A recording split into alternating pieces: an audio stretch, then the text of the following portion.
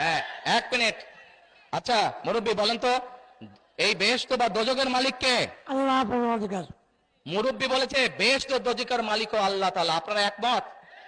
কারা একমত এটার সাথে হাত তুলেন, যারা যারা একমত এটার সাথে। সবাই একমত, আলহামদুলিল্লাহ আলহামদুলিল্লাহ, আল্লাহু আকবার আল্লাহু আকবার। এখন এখন আমার প্রশ্নটা আপনাদের কাছে, যার মালিক একমাত্র আল্লাহ রাব্বুল আলামিন, সেটা দেওয়ার ক্ষমতা মানুষ কি রাখে?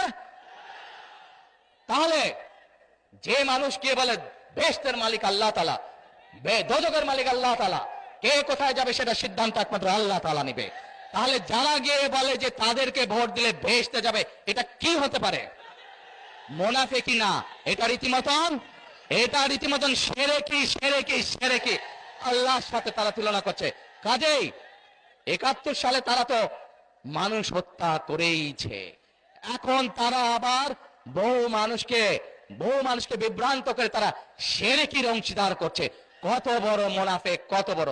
তাহলে চিন্তা করেন, যারা এই ভোটের আগে আপনাদের আমাদের বাংলাদেশের মানুষের ধর্মীয় অনুভূতির আঘাত করে মানুষকে ঠকাচ্ছে, এরা যদি কোনোভাবে, আল্লাহ মাফ করুক আল্লাহ না করুক, কোনোভাবে যদি ক্ষমতায় যেতে পারে, এরা কিভাবে মানুষকে ঠকাবে চিন্তা করেন।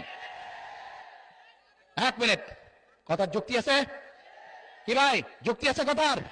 আমি যেই মতাদর্শের হই না কেন, যেই আদর্শের হই না কেন, তারেক জিয়ার এই বক্তব্যগুলো আমার কাছে অত্যন্ত ভালো লেগেছে। বর্তমান সময়ে এই ধরনের বক্তব্য বাংলাদেশে খুবই গুরুত্বপূর্ণ। আপনারা যারা তারেক জিয়ার রাজনীতি করেন, বিএনপির রাজনীতি করেন, দেশ গড়ার রাজনীতি করেন, দেশ গড়ার স্বপ্ন দেখেন, আপনারা তারেক জিয়ার এই সমস্ত বক্তব্যগুলা, এই ধরনের বক্তব্যগুলা কাট করে আপনারা আমলে নেবেন, আপনারা এই বক্তব্যগুলোকে কাজে লাগাবেন। সবাইকে ধন্যবাদ।